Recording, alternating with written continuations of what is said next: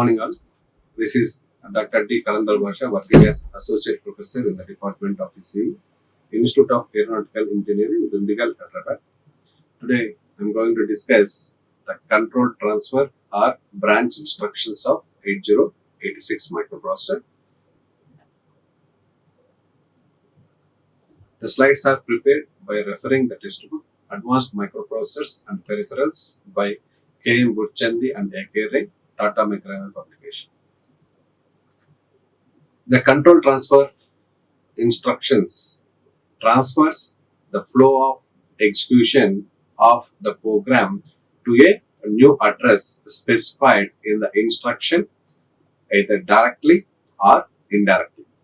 When this type of instruction is executed, the code segment and instruction pointer registers get loaded with new values of CS and IP of the target location, and for the main program, the CS and IP values will be stored.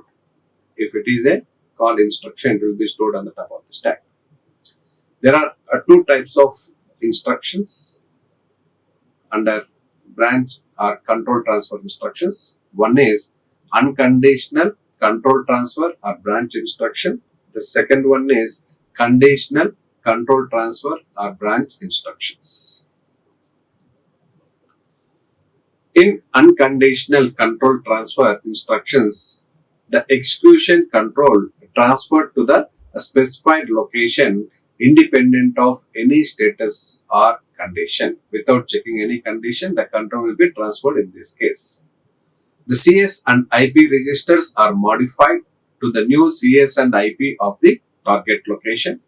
The mnemonics associated with unconditional control transfer instructions are given below. Call, CALL, RET, written from subroutine, INT, interrupt, INT0, interrupt on overflow, JMP, unconditional jump, IRET, written from ISR, that is interrupt subroutine. The last instruction under this category is loop instruction. In conditional control transfer instructions, the execution control transferred to the specified location depending upon any status or condition. If the condition is not satisfied, the execution continues in normal flow sequence. The CS and IP registers are modified to the new CS and IP of the target location. The mnemonics associated with conditional control transfer instructions are given below. JZ or JE, jump if 0 or jump if equal. JNZ, jump if not 0 or jump if not equal. JS, jump if sign. JNS, jump if no sign. JO, jump if overflow. JNO, jump if no overflow. JP or JPE, jump if parity or jump if even parity. JNP, jump if no parity. JC, jump if carry. JNC, jump if no carry. Like this, we have few instructions under conditional control transfer instructions.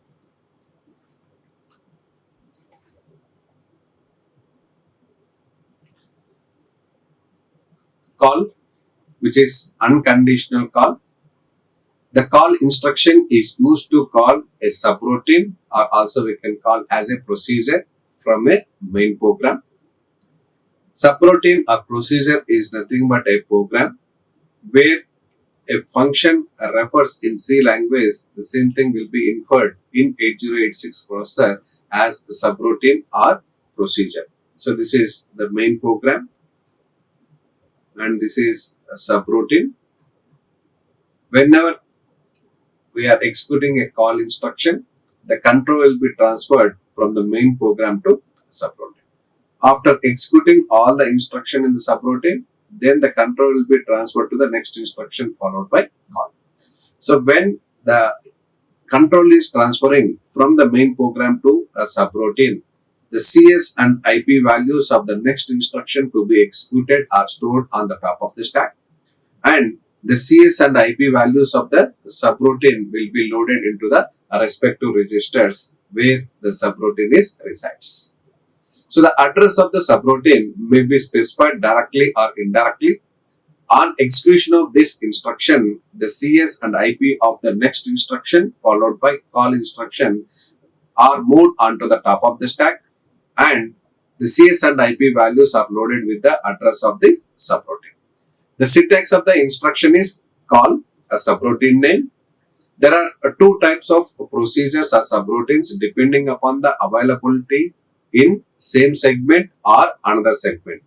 If the main program and subroutine are existing in the same segment, then we'll call that one as near call, which is having a displacement of plus or minus 32K.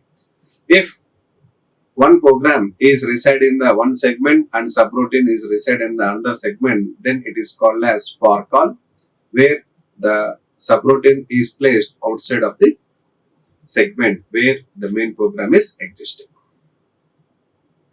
Example, call delay. So here delay is the subroutine name.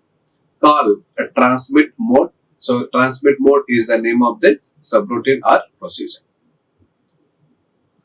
The next instruction is RET instruction, which is written from the procedure or subroutine. The RET instruction is used to return from a subroutine or procedure to the main program.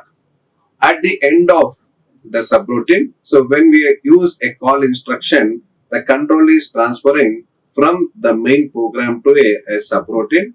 So when the call instruction is executed, then the control is transferred from the main program to subroutine.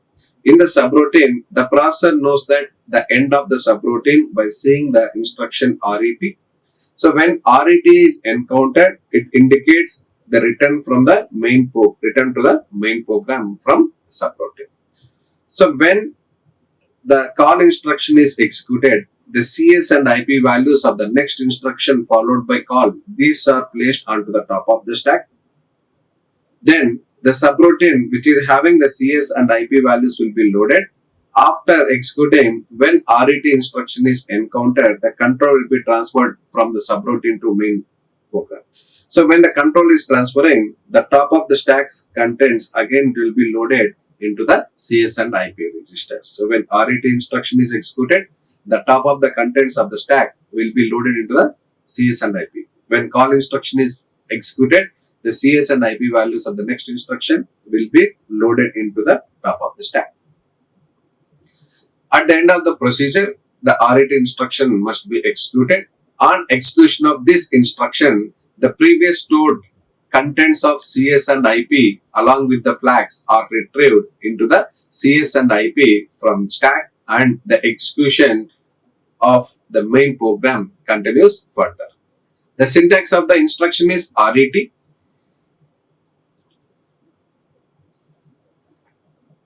Depending upon the return of a procedure and the SP contents, the RET instruction is of four types. One is a return within segment. Return within segment adding a 16-bit immediate displacement to the SP contents. Next one is a return intersegment. Return intersegment by adding a 16-bit immediate displacement to the stack pointer contents. The next instruction is INT instruction, which is for interrupt type N. When an INT instruction is executed, the type byte N is multiplied by 4 and the contents of IP and CSR of the interrupt subroutine ISR will be taken from the hexadecimal multiplication as offset address 0000. The syntax of the instruction is INT4, where N will take 8-bit size, so that we have the range is starting from 0H to FFH, with which we are going to have total 256 types of interrupts by using INT instruction. So in 8086, 256 interrupt types are defined corresponding to 00 to FFH. So here we are getting 2 power 8, where 2 power 8 is equivalent to 256 interrupts. For every type of interrupt, there will be an ISR. The ISR address for CS and IP values are calculated like this. Example, INT 20H. So here the type of the interrupt is 20H. For finding out the address of IP, the IP register is loaded with type multiply with 4, 20H multiply with 4, which is equivalent to 80H. This will be loaded into the instruction pointer, whereas the CS is loaded with 0000 and IP is loaded with 0080H. The next instruction is INTO, which is interrupt on overflow. The INTO instruction is executed when the overflow flag is set. The syntax of the instruction is INTO. The CS and IP for INTO is, as it is type 4 interrupt, the INTO instruction is type 4. So the IP values is calculated as 4 into 4, which is 16 decimal. In hexadecimal, it is 10H. So the IP value is loaded with a 10H and the CS value is loaded with 0000H. The next instruction is JMP instruction, which is unconditional jump. The JMP instruction unconditionally transfers the control to the specified address displacement. So in the program, we have the instructions like instruction 1, instruction 2, instruction 3, like this. We have few instructions. Later, whenever we have the jump instruction, then the control will be transferred to the location whichever we are given with the label L1. Let us assume for instruction 7, we have the label 1. So when JMP instruction is encountered, immediately the control will be transferred to the label whichever we are specified with L1.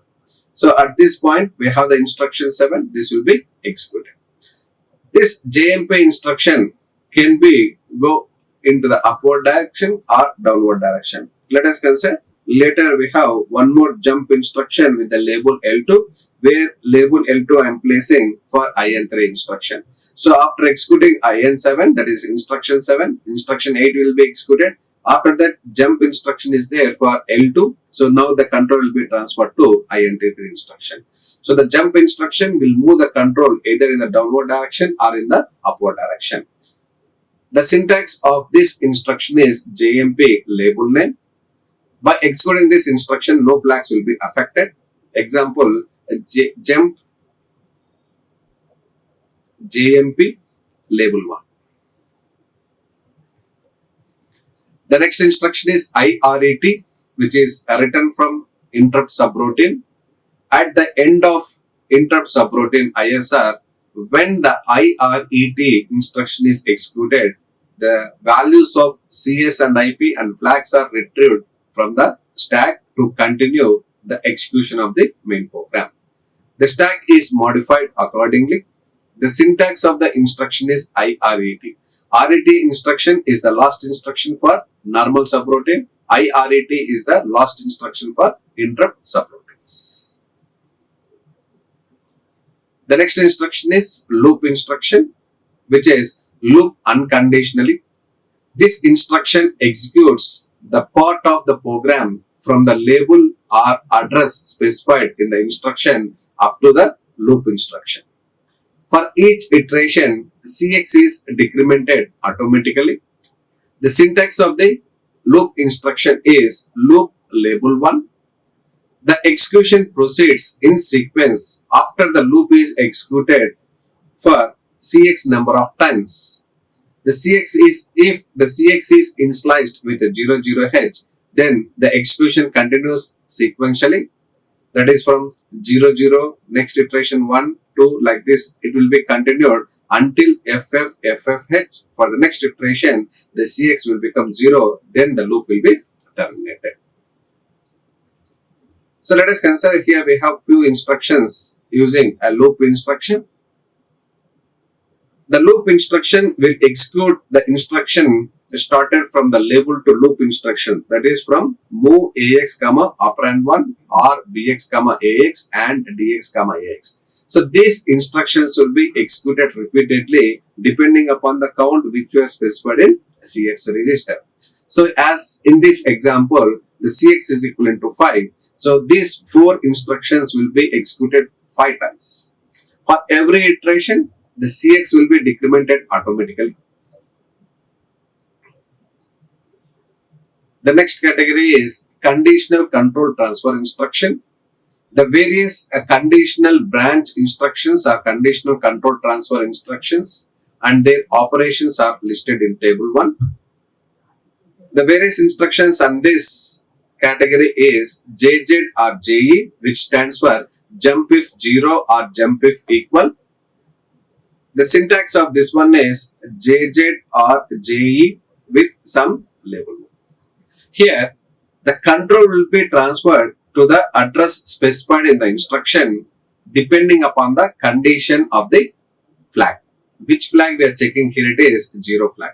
So the control of execution will be transferred to the label if Z flag is equivalent to 1. If Z flag is equivalent to a 0, before executing this JZ instruction, here I have some instruction Y. So for the instruction Y, if it changes the Z flag is equivalent to 1, as the condition is true, the control will be transferred to the label 1 whichever you are specifying. Now the instruction Z will be executed by omitting execution of instruction X. Suppose if this instruction Y, if it makes the Z flag is equivalent to 0, as we are having the instruction is JZ which you are checking for Z flag is equivalent to 1. As the condition is not satisfied, the control will be transferred to the next instruction.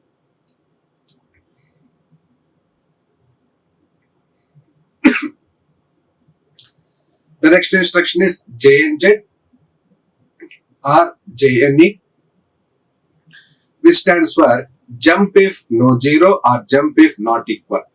The control will be transferred to the label specified by checking the condition. The condition it is going to check is for Z flag is equivalent to 0.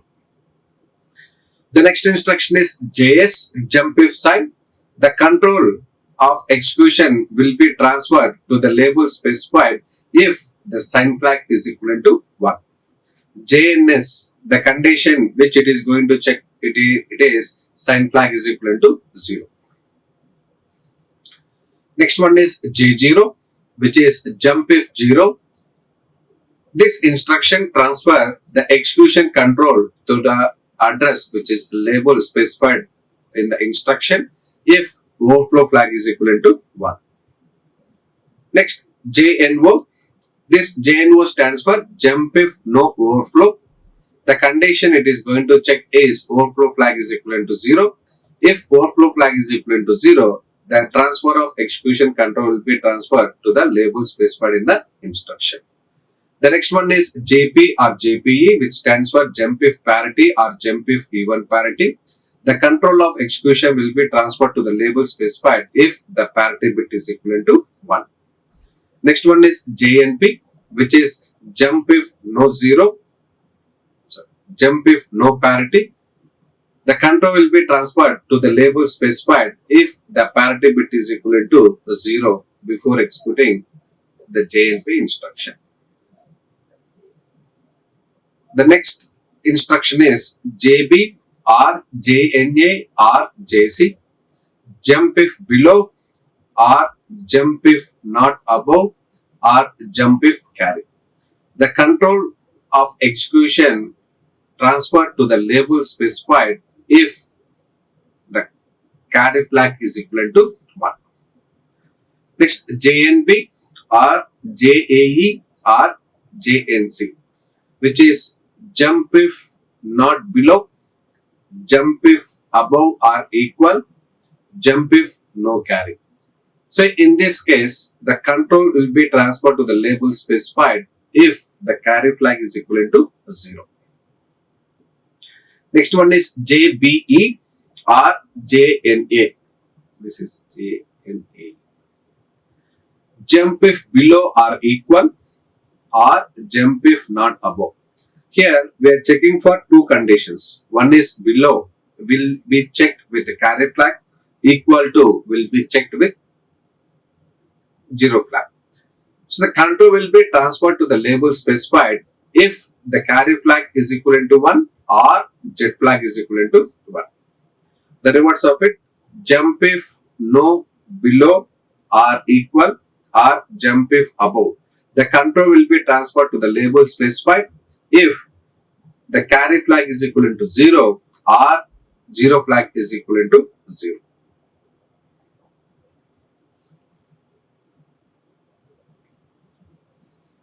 The next instruction is JL or JNGE. JL stands for jump if less or jump if not greater than or equal.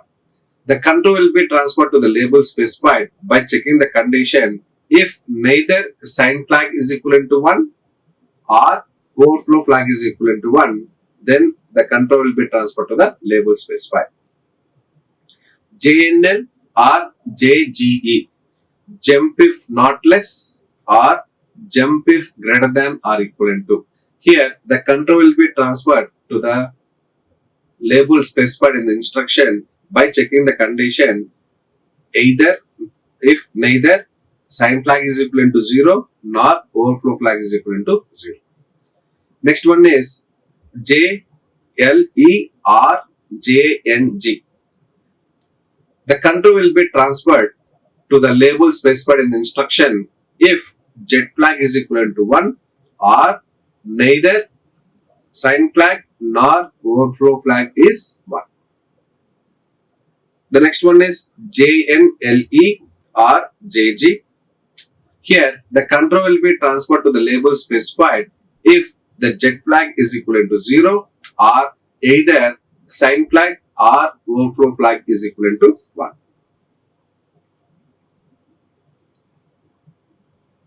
Example, I am taking for one case where I am using the conditional control transfer instruction is JZ, jump if 0, move AX, operand 1, move BX, operand 2, compare AX, BX. So this compare instruction will modify the 0 flag. If AX contents is equivalent to BX contents, then jet flag is equivalent to 1. Else, that is, if AX contents is not equivalent to BX contents, then jet flag is equivalent to 0. Here, the JZ instruction will check for the 0 flag status, either it is 1 or 0. Before executing JZ instruction, if jet flag is equivalent to 1, then the control will be transferred to the label 1. Else, the subsequent instruction will be executed. So let us assume if AX is equivalent to BX, which makes jet flag is equivalent to 1, then the control will be transferred to the label 1, where increment DI will be executed by excluding the increment SI instruction. Suppose if this compare instruction, if it is satisfied, AX is not equivalent to BX, which makes jet flag is equivalent to 0. In that case, the condition is false. So the control will not be transferred to the label 1. The control will be transferred to the next instruction followed by JZ instruction. The next instruction is JCXZ, which is conditional jump. Here, it is not going to check any flag. It is going to check the CX register contents. The JCXZ instruction does not check the status flags or conditional flags. It will check for whether CX is equivalent to 0 or not. The syntax of the instruction is JCXZ label. The transfer of execution control to the address specified in the instruction if the CX register content is equivalent to 0. The next one is conditional loop. The conditional loop instructions are shown in table 2. Loop Z or loop P, loop if 0 or loop if equal.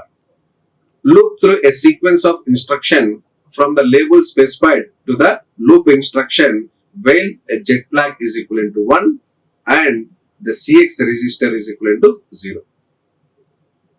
Next, loop NZ or loop NE. Loop if not 0 or loop if not equal. Loop through a sequence of instruction from the label to the loop instruction while jet flag is equivalent to 0 and the CX register is equivalent to 0. Till that portion it is going to be executed. These instructions used to implement do while and repeat until etc. Thank you all. So in this session we have discussed the various control transfer instructions or branch instructions. There are two types of branch instruction: unconditional control transfer instruction. The second one is conditional control transfer instructions. Under unconditional control transfer instruction, the control will be transferred from one location to another location without checking any condition. Whereas in conditional control transfer instruction, it will check for some condition. If condition is satisfied, the control will be transferred to the label specified. If the condition is not satisfied, the subsequent instruction will be executed. Thank you all. Like, share and subscribe. Hit the bell icon for more updates.